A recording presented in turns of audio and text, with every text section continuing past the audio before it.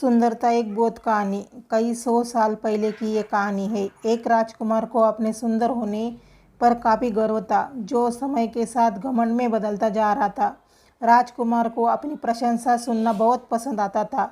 अक्सर वह अपने नौकरी, सिपाहियों और प्रधानों से अपनी सुंदरता के बारे में पूछता और बदले में सब उसके सुंदरता की खूब बढ़ चढ़ के प्रशंसा किया करते थे। एक बार राजकुमार ने दूसरे राज्य से उसके राज्य में आए प्रवासियों से पूछा कि क्या उन्हें किसी और राज्य में मुझसे ज़्यादा सुंदर पुरुष कहीं दिखा है। यह प्रवासी इस बात को भली भांति जानते थे कि राजकुमार को अपनी प्रशंसा सुनना कितना अच्छा लगता है। हालांकि राजकुमार सच में देखने में सुंदर थे, लेकिन इन प्रवासियों ने उन्हें खुश करने के लिए उनकी कुछ ज़्यादा ही प्रशंसा कर दी। प्रवासियों ने कहा कि उन्होंने अपने राज्य में तो क्या, किसी भी राज्य में उनके जितना सुंदर पुरुष कभी नहीं देखा। वो तो यह तक कह गए कि शायद वो भगवान जितने सुंदर है। राजकुमार अपनी इतनी ज़्यादा प्रशंसा सुनकर खुश हो गया और अब वो हर प्रवासी से अपनी तारीफ सुनना चाहता था। एक बार उसके राज्य में एक साधु आया। राजकुमार ने उसे भी अपने दरबार में बुलाया और वही सवाल पूछा कि क्या उन्होंने राजकुमार से ज़्यादा सुंदर पुरुष कहीं देखा है। साधु ने राजकुमार से कहा कि हाँ, उन्होंने सुबह उनसे भी ज़्यादा सुंदर पुरुष को देखा है। सभी साधु की बात सुनकर हैरान थे। राजकुमार ने साधु से पूछा, कौन है वो पुरुष। साधु ने कहा, सुबह मैंने आपको देखा था, तब आप वर्तमान से ज़्यादा सुंदर थे।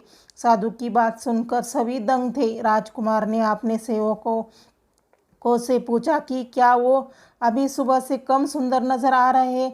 सेवकों ने कहा, उन्होंने तो वो उतने ही सुंदर दिख रहे हैं। राजकुमार ने साधु से पूछा, जब सभी को कोई फर्क नजर नहीं आ रहा तो भला आप ऐसा क्यों कह रहे हैं। साधु ने राजकुमार से कहा कि यह सब आपकी नौकरी करते हैं, इसीलिए उन्हें आप में कोई कमी नहीं दिखेगी।